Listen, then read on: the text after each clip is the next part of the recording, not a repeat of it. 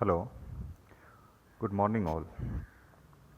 मैं doctor Poonam Chand, assistant professor AVST in Abu Road government college. Friends, आज हम पढ़ेंगे जीएसटी यानी कि goods and service tax. Introduction to GST concept. GST की कंसेप्ट क्या है उसके बारे में आज हम अध्ययन करेंगे। जीएसटी क्या है, कब लगाया जाता है, ये किस पे लागू होता है, कौन कौन इसके अंडर में आते हैं, इन सब चीज़ों के बारे में हम स्टडी करेंगे। सबसे पहले हम बात करते हैं जीएसटी। जीएसटी कोई नया कर नहीं है बल्कि यह अनेक प्रकार के अप्रत्यक्ष करों को स्वयं में समाहित करते हुए उनके स्थान पर लगाया गया कर है। वस्तु एवं सेवा कर लगाने से पूर्व विभिन्न राज्य सरकारें विभिन्न प्रकार के कर लगाती थी और विभिन्न राज्य सरकारों द्वारा एक ही प्रकार की वस्तु अथवा सेवा पर लगाए गए कर की दर में भारी अंतर था। यानी कि जीएसटी लागू होने से पूर्व भी सरकार द्वारा विभिन्न प्रकार के कर लगाए जाते थे।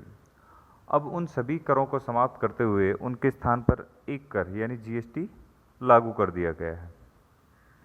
वस्तु अथवा सेवा पर लगाए गए कर की दर में भारी अंतर था, यानी कि इससे पूर्व में जितने भी कर लगाए जाते थे उन सब में अलग अलग स्टेट में अलग अलग कर की दर थी वस्तु और सेवा पर।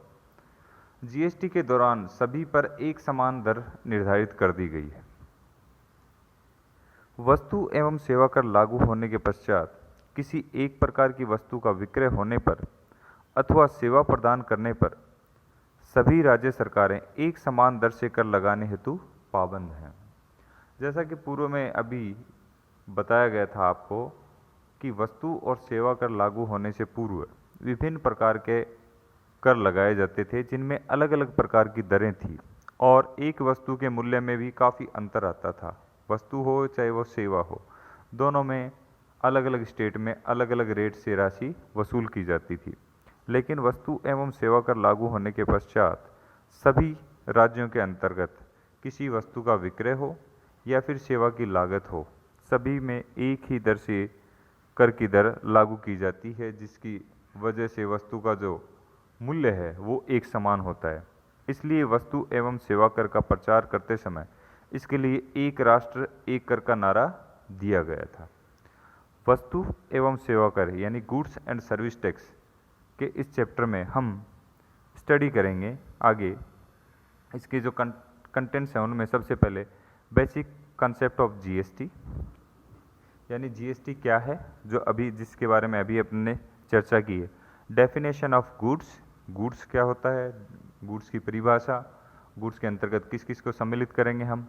फिर है डेफिनेशन ऑफ सर्विस, सर्विस यानी सेवा, सेवा के अंतर्गत हम किस किस प्रकार की सेवा को सम्मिलित करते हैं। इसके बाद डेफिनेशन ऑफ टैक्स यानी कर किसे कहते हैं, कर की परिभाषा भी हम समझेंगे। फिर है व्हाट इज जीएसटी, जीएसटी क्या है, जीएसटी के बारे में चर्चा करेंगे। फिर इसके बाद में tax structure in India, Bharat में टैक्स का जो स्ट्रक्चर है, कर की जो संरचना है, उसके बारे में हम आगे अध्ययन करेंगे। फिर है silent feature of GST, GST के साइलेंट फीचर्स क्या क्या हैं। टाइप्स ऑफ जीएसटी, जीएसटी कितने प्रकार की है।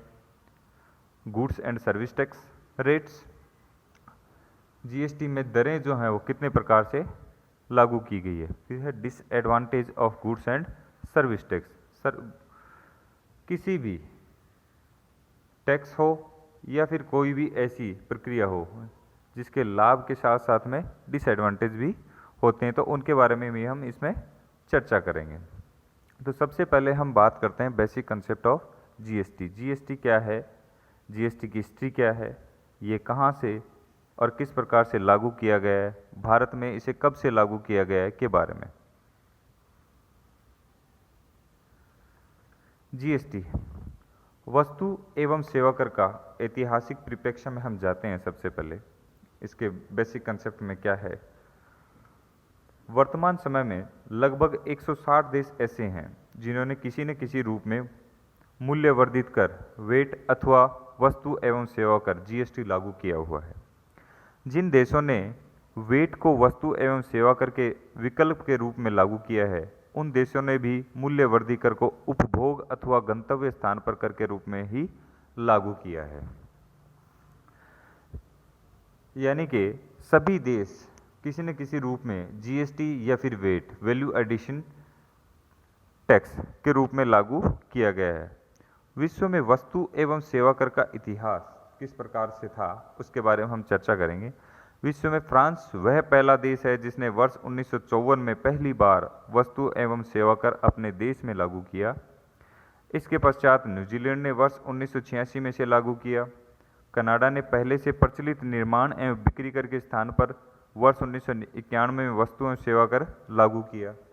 इसके बाद सिंगापुर ने वर्ष 1994 में इसे लागू किया, जबकि ऑस्ट्रेलिया ने वर्ष 2000 में फेडरल होलसेल टैक्स के स्थान पर वस्तु एवं सेवा कर लागू किया। मलेशिया में मूल्यवर्धित कर को ही वर्ष 1925 में वस्तु एवं सेवा कर के रूप में लागू किया। इसके बाद विश्व के अनेक देशों ने वस्तु एवं सेवा कर को अपने अपने देश में लागू किया। विश्व में केवल कनाडा, ब्राजील जैसे कुछ ही देश है जहां भारत की तरह दो प्रकार का वस्तु एवं सेवा कर है, एक केंद्र सरकार के लिए एवं दूसरा राज्य सरकारों के लिए। विश्व के सभी देशों में वस्तु एवं सेवा कर की दर 15 से 20% के मध्य है, जबकि भारत में यह सर्वाधिक यानी 28% है। भारत में वस्तु एवं सेवा कर की पृष्ठभूमि जो है वो कुछ इस प्रकार से लागू की गई है। भारत में वर्ष 2000 से 2017 तक इसके कर्मिक विकास का विस्तार से कर्मिक विकास का अध्ययन किया गया है, जिसके बाद इसे 1 जुलाई 2017 से जम्मू एवं कश्मीर सहित संपूर्ण भारत में जीएसटी लागू किया गया है। तो ये तो थी जीएसटी की बेसिक कंसेप्ट। इसके बाद में जीएसटी के अंतर्गत सम्मिलित होने वाले 3 बातें यानी गुड्स, सर्विस एंड टैक्स, तीनों के बारे में हम चर्चा करेंगे। तो सबसे पहले हम बात करते हैं डेफिनेशन ऑफ गुड्स। गुड्स क्या है? गुड्स में देखो, गुड्स में हम सभी प्रकार की वस्तुओं को सम्मिलित करते हुए इसको परिभाषित करते हैं। माल से आशय मुद्रा एवं प्रतिभूतियों को छोड़कर सभी प्रकार की चल संपत्ति यानी मूवेबल प्रॉपर्टी से है, यानी इसमें मुद्रा एवं प्रतिभूतियों को छोड़कर इसमें अभियोग योग्य दावे, खड़ी फसलें, घास अथवा अन्य ऐसी सभी वस्तुएं जो जमीन से जुड़ी हुई हों अथवा भूमि का हिस्सा हों, जिनको आपूर्ति से पूर्व अथवा आपूर्ति अनुबंध के तहत पृथक करने का अनुबंध किया गया हो, सम्मिलित हैं। यानी कि माल, जिसे हम गुड्स भी कहते हैं, गुड्स में माल के अंतर्गत हम किस किस को सम्मिलित कर सकते हैं। तो सबसे पहले तो हम जानेंगे माल होता क्या है। तो माल के अंतर्गत हम सब को सम्मिलित करते हैं, जिसमें मुद्रा और प्रतिभूतियों को छोड़ते हैं, सभी प्रकार की चल संपत्ति को इसमें सम्मिलित करते हैं, लेकिन इसमें अभियोग योग्य दावे, खड़ी फसलें, घास अथवा अन्य ऐसी सभी वस्तुएं जो जमीन से जुड़ी हुई हो अथवा भूमि का हिस्सा हो, जिनको आपूर्ति से पूर्व अथवा आपूर्ति के अनुबंध के तहत पृथक करने का अनुबंध किया गया हो, सम्मिलित हैं। अगर उनको जमीन से अलग नहीं किया गया हो तो उसे सम्मिलित नहीं किया जाएगा। इसके अलावा अगर उन पे अभियोग योग्य दावे हैं और जिनका निराकरण कर लिया गया है या वो चल रहे हैं, उनको भी इसमें सम्मिलित किया जाएगा। इसके बाद हम बात करते हैं सेवा की।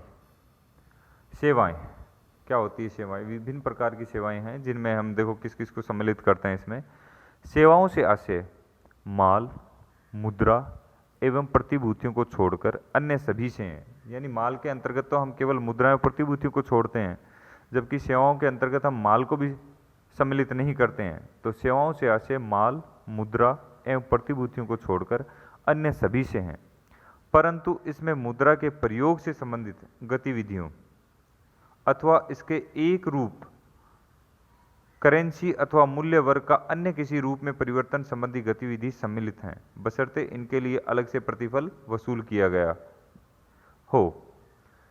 जैसे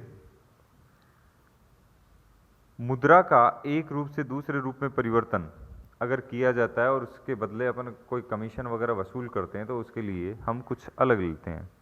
जैसे 2,000 रुपये के नोट को 10-10 रुपये के नोट में परिवर्तन कराना, जिसके लिए कोई कमीशन नहीं दिया जाता है, सेवा नहीं है। परंतु विदेशी मुद्रा को भारतीय मुद्रा में परिवर्तन करना अथवा मुद्रा के बदले बैंक ड्राफ्ट जारी करना, जिसके लिए कमीशन देय है, सेवा है। अर्थात 2,000 रुपये के नोट को 10-10 रुपये के नोट में परिवर्तन कराना, जिसके लिए कोई कमीशन नहीं दिया जाता है, उसे सेवा में सम्मिलित नहीं किया जाता है। परंतु विदेशी मुद्रा को भारतीय मुद्रा में परिवर्तन करना अथवा मुद्रा के बदले बैंक ड्राफ्ट जारी करना, जिसके लिए कमीशन देय है,